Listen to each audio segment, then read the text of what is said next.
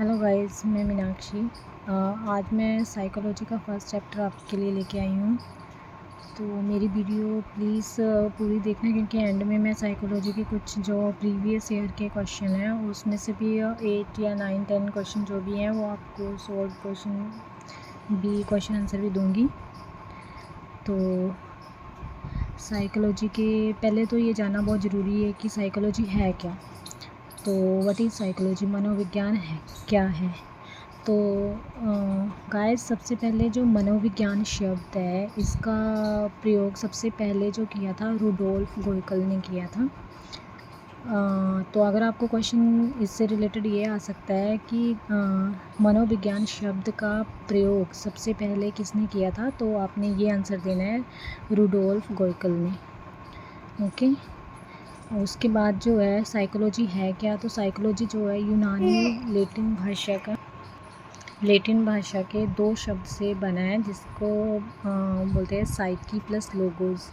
तो इसमें क्वेश्चन ऐसे आता है कि आपको क्वेश्चन दिया होगा कि साइकोलॉजी जो भी है वो 2 शब्दों को मिलाकर बना है, वो कौन से 2 शब्द है। ऐसी स्पेलिंग होगी तो आप उसको ही करेक्ट कीजिएगा। कई बार हम जैसे बोलते हैं साइको, तो साइको में हम यहाँ पे एंड में ओ भी होता है, ऐसी कंफ्यूजिंग स्पेलिंग भी होती है।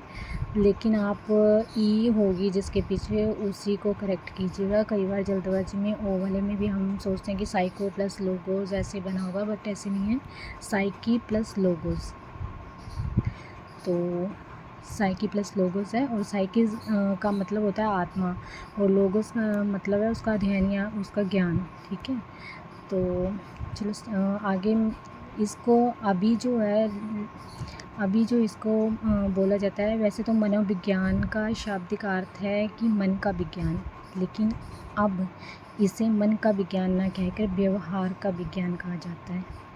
तो ये व्यवहार का विज्ञान कैसे बना, ये मैं आपको एक्सप्लेन करूँगी। ये सारा, ये सभी बहुत ज़्यादा इम्पोर्टेंट है, ये इसमें से भी क्वेश्चन बहुत ज़्यादा आते हैं। तो लेट्स स्टार्ट। सबसे पहले जो है जो साइकोलॉजिस्ट जितने भी थे उन्होंने कहा था कि ये आत्मा का विज्ञान है, ये कहा था अरस्तु ने, देकार्ते ने, प्लेटो और सुकरात ने। इन्होंने इससे जो है संज्ञा दी थी कि आत्मा का विज्ञान है। लेकिन बहुत से ऐसे मनोवैज्ञानिक थे जो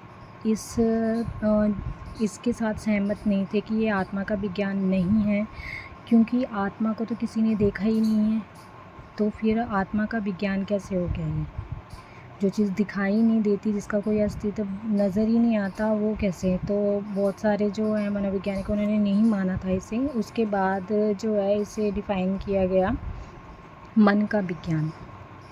तो मन का विज्ञान कहा है इसे जॉन लॉक और पेम्पलोजी ने। जॉन लॉक से ज़्यादा जो है पेम्पलोजी में मेन ये है, पेम्पलोजी जिन्होंने मन का विज्ञान जो है सिखाया था। जॉन लॉक का भी नाम आता है इसमें, लेकिन मेन जो है पेम्पलोजी है। ठीक है गाइस। तो इससे भी जो है बहुत से जितने भी दार्शनिक जो भी थे मनोवैज्ञानिक, उन्होंने ये मानने से मना कर दिया। कहते हैं कि मन भी किसने देखा है, या उसको वो भी तो अलग ही है। मतलब आत्मा को जैसे किसी ने नहीं देखा, तो मन को भी तो किसी ने नहीं देखा। तो इसे भी मानने से इनकार कर दिया। उसके बाद जो है इसको डेफिनेशन दी गई चेतना का विज्ञान। तो ये था ये विलियम वुंट और विलियम जेम्स ने इसे ये जो है परिभाषा दी थी। लेकिन चेतना जो हमारी सोचने समझने की क्षमता होती है, लेकिन आप गाइस ये बताइए कि सोचना समझना ये भी कहाँ दिखाई देता है कि कोई इंसान क्या सोच रहा है, हम क्या सोच रहे हैं, वो अगला इंसान कैसे बता सकता है कि हम क्या सोच रहे हैं। तो ये चीज़ भी जो है बहुत से मनोवैज्ञानिक ने इसे नहीं माना, क्योंकि आत्मा मन चेतना ये एक ही जैसा हो गया। आत्मा को किसी ने देखा नहीं, मन को भी नहीं किसी ने देखा नहीं है। सोच समझ जो हम सोच और समझ रहे हैं, उस चीज़ को भी किसी ने नहीं महसूस किया है, कोई उसके बारे में भी नहीं जान सकता। तो इसे भी जो है इसको भी मानने से इनकार कर दिया। तो इसके बाद अब जो माना जाता है कि व्यवहार का विज्ञान है, जो मनोविज्ञान है वो व्यवहार का विज्ञान है। ये बहुत ज़्यादा इम्पोर्टेंट क्वेश्चन है। कि आपको पूछा जाएगा कि जो मनोविज्ञान है वो किस चीज़ का विज्ञान है, ये सारे ऑप्शन दिए जाएंगे। तो ज़्यादातर बच्चे कई बार ये कर देते हैं कि मनोविज्ञान है तो मनोविज्ञान मतलब मन का विज्ञान। नहीं, अभी इसे जो माना जाता है वो व्यवहार का विज्ञान माना जाता है। हाँ, अगर आपसे ये पूछा जाए कि मनोविज्ञान का जो शाब्दिक अर्थ है, तो शाब्दिक अर्थ में इसे मन का विज्ञान कहते हैं, लेकिन अभी इसे जो विज्ञान कहा जाता है वो व्यवहार का विज्ञान कहा जाता है। तो कभी भी अगर ऐसा क्वेश्चन आए तो आपने व्यवहार का विज्ञान ऑप्शन होगा तो इसको ही टिक करना है। और व्यवहार का विज्ञान जो सबसे पहले दिया था ये वॉटसन ने दिया था। ये बहुत ही इम्पोर्टेंट है। वॉटसन मतलब कभी भी आपको आए व्यवहारिज्म जो है, बिहेवियरिज्म जो भी है, उसका जो है प्रतिपादक किसने किया, जनक कौन है उसके, तो वॉटसन का नाम आएगा। व्यवहार से रिलेटेड कोई भी क्वेश्चन आए तो वॉटसन ने ही जो है व्यवहार की, व्यवहारिक जो भी है उसका जो भी दी थी परिभाषा वॉटसन ने दी थी। तो इससे रिलेटेड अगर आपको कोई भी क्वेश्चन आए तो वॉटसन का नाम सबसे पहले आएगा। ओके गाइस, बाकी वुडवर्थ, स्किनर और थॉर्नडाइक ने भी इसे परिभाषित किया हुआ है। ये सारे फेमस ही नाम हैं, वुडवर्थ, स्किनर, थॉर्नडाइक, तो आपको ये याद रखने हैं। और आत्मा का विज्ञान, अरस्तु, देकार्त, प्लेटो, सुकरात, इतना कुछ याद करने की ज़रूरत नहीं है। अरस्तु मेन है इसमें। आत्मा के विज्ञान का मेन जो है अरस्तु है। मन का विज्ञान में पैम्पलोजी है। और चेतना के विज्ञान में विलियम वुंट और विलियम जेम्स। तो विलियम जो है ये याद रख लीजिए कि किसी ने भी ये अगर रखा होगा तो थोड़ा सोच समझ के। चेतना क्या होता है? सोच समझ हमारी। तो विलियम यानी एक जैसे ही हो गया ना, विलियम तो सोच समझ के कुछ ऐसा याद रख लेना। मैंने ऐसे याद किया था ये। तो ये इतना कंटेंट जो है आपको आई थिंक समझ में आ गया होगा। प्लीज़ गाइस, अगर आपको ये समझ में थोड़ा भी आ रहा है तो प्लीज़ मुझे कमेंट में ज़रूर बताइएगा। इससे जो है मोटिवेशन मिलती है। अब ये तो चीज़ें होगी कि ये व्यवहार का विज्ञान कैसे बना, ठीक है।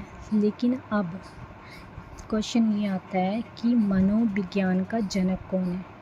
तो मनोविज्ञान का जनक, मनोविज्ञान का जो फादर है, साइकोलॉजी का जो फादर है मेन, उन्हें कहा जाता है अरस्तु को। अब देखिए, अरस्तु सबसे पहले मनोविज्ञान को आत्मा के विज्ञान कहा गया, अरस्तु ने कहा था।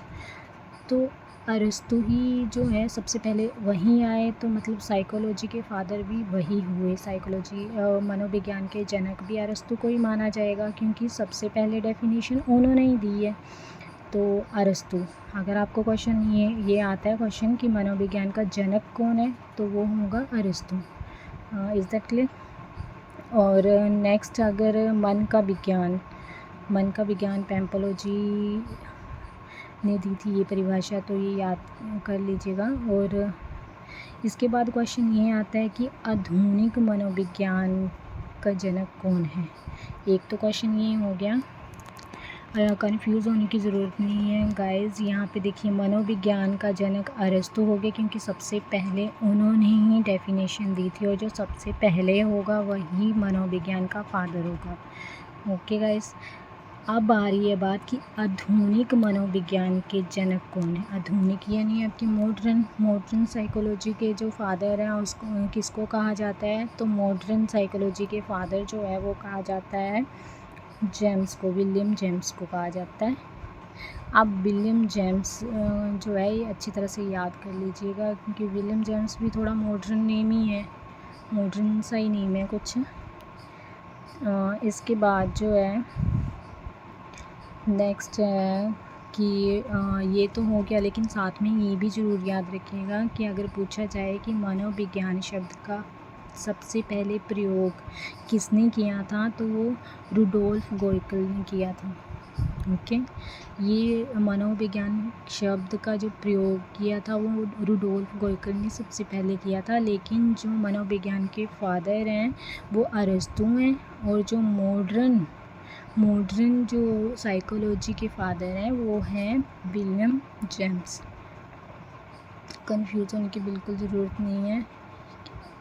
और वीडियो को बिल्कुल अच्छी तरह से देखिएगा। और इसके बाद जो है व्यवहार का विज्ञान, तो आपको बता दिया कि वॉटसन, ये बहुत ही फेमस नाम है, प्लीज़ इसको अच्छे से याद कर लीजिए कि वॉटसन जो है व्यवहार का विज्ञान, ये डेफिनेशन उन्होंने सबसे पहले दी है।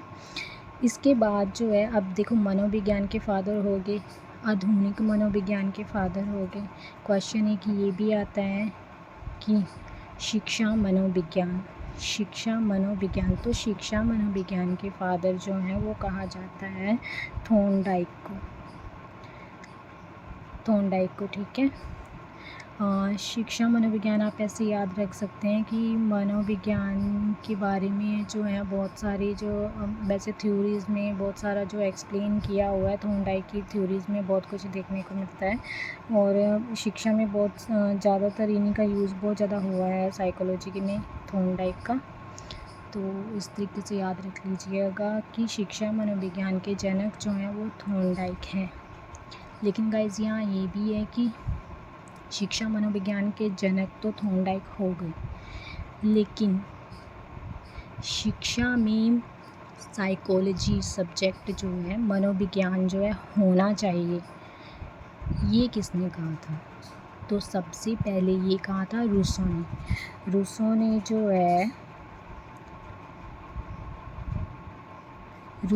जो है सबसे पहले ये कहा था कि शिक्षा में जो है साइकोलॉजी होनी चाहिए, ये कहा था रूसो ने। बस ये याद रख लीजिए। बाकी शिक्षा मनोविज्ञान के जनक जो हैं वो थॉर्नडाइक है, ठीक है गाइस। नेक्स्ट है, जैसे अब यहाँ पे मैंने थोड़ा ये बनाया हुआ है साइकोलॉजी। साइकोलॉजी को पहले आत्मा बोला, फिर मन बोला, फिर चेतना बोला, फिर व्यवहार बोला। तो सीक्वेंस वाइज ये याद रखना है। कई बार इसका जो है सीक्वेंस वाइज पूछ लेते हैं कि पहले आत्मा कहा था, मन कहा था, चेतना कहा था, व्यवहार कहा था, उल्टा पुल्टा करके थोड़ा दे देते हैं। तो याद रखना है पहले, जैसे सबसे पहले क्या होती है इंसान की आत्मा, उसके बाद जो भी है किसी भी बॉडी में वो आत्मा जो है जाती है, प्रवेश करती है, तो मन, मतलब उसके बाद मन का, फिर मन के बाद मन होगा, उसके बाद ही सोचना समझना थोड़ा शुरू करेगा ना इंसान थोड़ा, तो चेतना, और चेतना के बाद जो है उसका बिहेवियर, यानी कि उसका व्यवहार जो है वो नज़र आएगा। तो ये ऐसे सीक्वेंस वाइज याद रखना है, आत्मा, मन, चेतना और व्यवहार। तो यहाँ तक जो है आपको आई थिंक समझ में आ गया होगा, प्रॉपर आ गया होगा। नेक्स्ट इसके बारे में और भी ये है।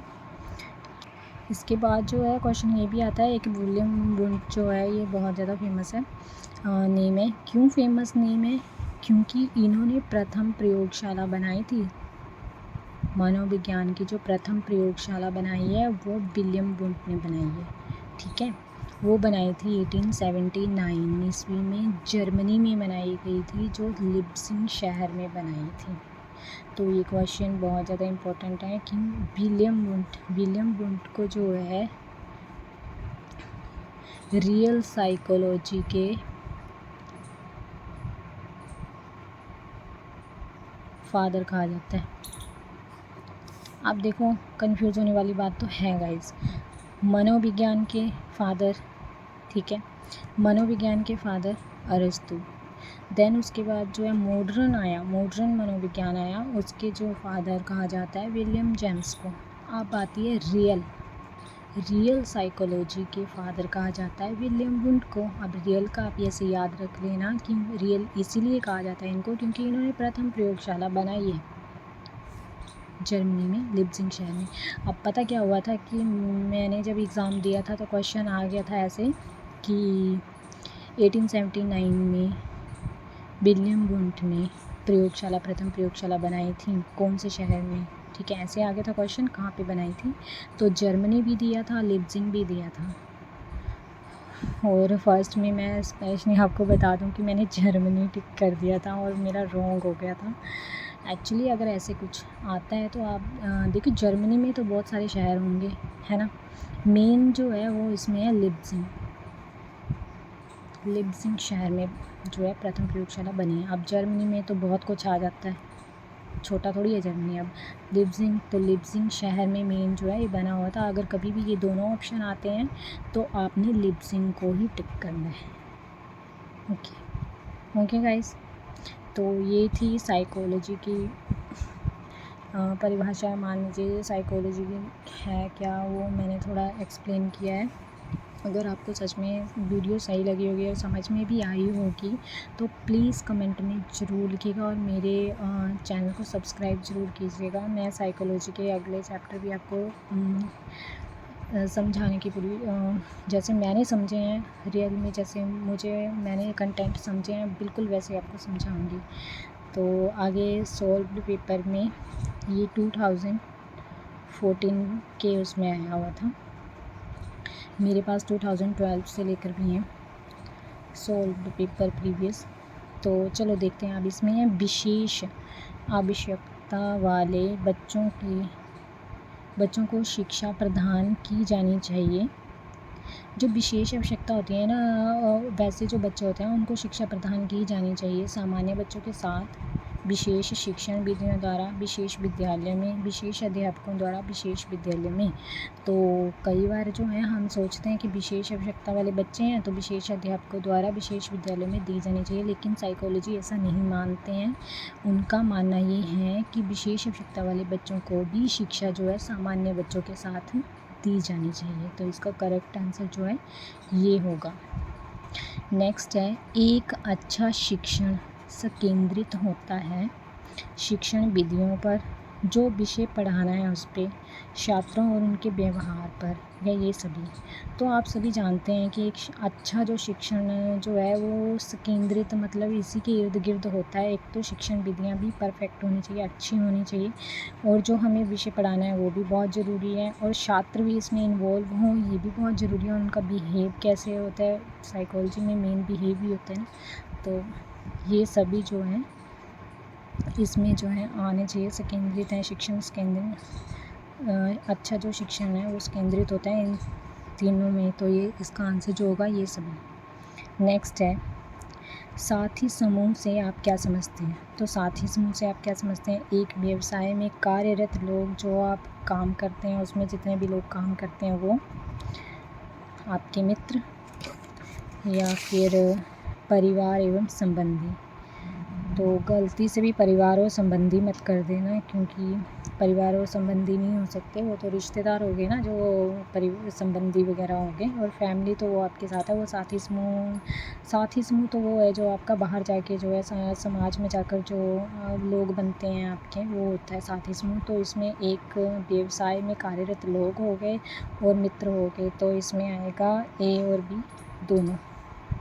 ओके, नेक्स्ट क्वेश्चन है, मूल्यांकन में सम्मिलित होता है। तो मूल्यांकन में सम्मिलित होता है गुणात्मक भी अंकन होना चाहिए और मात्रात्मक अंकन भी होना चाहिए। तो ये दोनों होने चाहिए, तो ए और बी। तो इसका जो सही आंसर है ए और बी। नेक्स्ट है, खेल विधि के प्रतिपादक किसे माना जाता है। तो खेल विधि के प्रतिपादक माना जाता है फ्रोवेल को। ओके, इसके बाद नेक्स्ट क्वेश्चन है, एक बालक की शैक्षिक लब्धि 70 से कम है, उसे क्या कहा जा सकता है। पिछड़ा बालक, प्रतिभाशाली बालक, अपराधी बालक, इनमें से कोई नहीं। तो फिर अब प्रतिभाशाली बालक तो आपको पता ही है, 70 तो बहुत कम है, और अपराधी बालक हो नहीं सकता, वो अपराधी कैसे हो गया, ठीक है ना। 70 से कम जिसकी शैक्षिक लब्धि है वो अपराधी भी नहीं है। तो मैं इसके बाद ऑप्शन यही आता है पिछड़ा बालक। तो फिर इसका जो आंसर है पिछड़ा बालक। नेक्स्ट है, शिक्षार्थी फैशन शो को देखकर, फैशन शो जो आजकल टीवी में आते हैं उनको देखकर जो है मॉडलिंग वगैरह करने की कोशिश करते हैं। तो इस अनुकरण को क्या कहा जा सकता है, प्राथमिक अनुकरण, गौण अनुकरण, सामाजिक अधिगम या सामान्यीकरण। तो ये सामाजिक अधिगम होगा, क्योंकि समाज से रिलेटेड जो है कुछ सीख रहे हैं वो, तो ये सामाजिक अधिगम। एंड ये क्वेश्चन है अब लास्ट, शैशवावस्था को सीखने का आदर्श काल कहा जाता है। तो शैशवावस्था को सीखने का आदर्श काल जो है कहा है, किसने कहा है, ये नाम याद रख लेना, वैलेंटाइन, वैलेंटाइन ने कहा है। ओके, वैलेंटाइन डे वगैरह कुछ ऐसा नहीं है, ये तो शैशवावस्था है, तो फिर इसको मतलब वैलेंटाइन ऐसे याद रख लेना। शैशवावस्था को जो है सीखने का आदर्श काल का है वैलेंटाइन ने। तो आई होप गाइस आपको ये वीडियो अच्छी लगी होगी, तो प्लीज़ कमेंट में ज़रूर बताइएगा और मेरे चैनल को सब्सक्राइब ज़रूर कीजिएगा। मैंने अभी स्टार्ट ही किया है, तो प्लीज़ सपोर्ट कीजिए। Thank you.